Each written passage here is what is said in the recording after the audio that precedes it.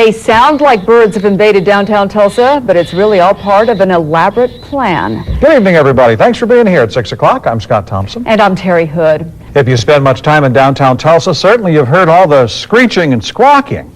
Now, to some, it may be just high-pitched noise, pollution.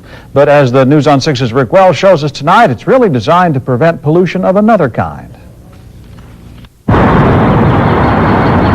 Birds downtown have been a problem for years, roosting in and around buildings, dive-bombing cars and people.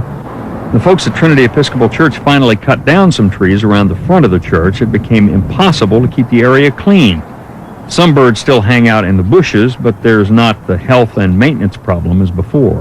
A couple of years ago, the folks here at the Federal Building realized they had a bird problem. And it wasn't so much the birds, it's what the birds left behind. So they hired a guy to stand out here on the sidewalk and ring a bell and make noise, and he scared the birds over to the library. Well, then the library hired the same guy, and he scared the birds back.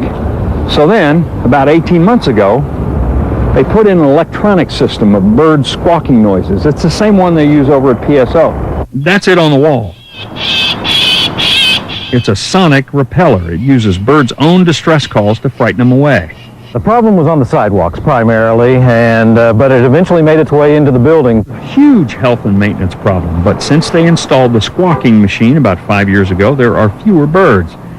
It uses 8 different species distress calls in a random sequence, makes them think something really bad is happening, so they move on.